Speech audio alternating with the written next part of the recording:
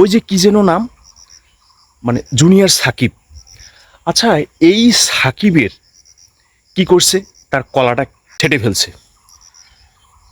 আমি এটাকে কি বলে আখ্যায়িত করব?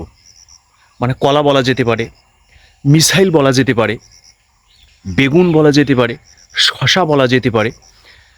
মানে আমি এটাকে কিভাবে আখ্যায়িত করব? তো যাই হোক, এখন যে মূল কথাটা হচ্ছে, তার স্ত্রী কম দুঃখে কিন্তু এই কাজটা করে নাই।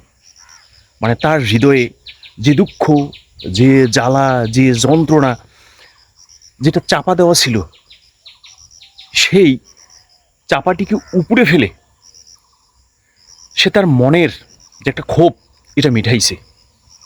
তা না হলে একটা পুরুষের শশা কখন কাটতে পারে?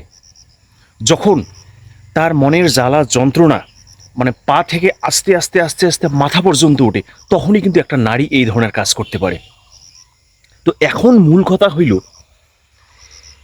এই যে সাকিব, তার বেঁচে থেকে কি লাভ? মানে কি লাভ তার এই দুনিয়াতে বেঁচে থেকে? একটা পুরুষের মানে একটা বাহাদুরি, একটা পুরুষের যে মনের শক্তি, তার যে বেঁচে থাকার অবলম্বন, সেই জিনিসটাই পকাত করে একবারে শেষ। সে কোনোদিন আর বাবা হতে পারবে না। এমন কি, মানে যেটা বলতেছি, কোনো বেলুন কোম্পানিও তার কাছে বেলুন বিক্রি করতে পারবে না। মানে তার জীবনটা একবারে বরবাদ। মানে সে দুনিয়াতে মানে বেঁচে থেকেও মানে কোনো লাভ নেই। কারণ সে যদি তার মিসাইল যদি নিক্ষেপ করতে না পারে, তাহলে সে মিসাইল নিয়ে তাতে কি লাভটা? আমি অবাক হয়ে যাই, এটা কোন সমাজে আমরা বসবাস করে আছি?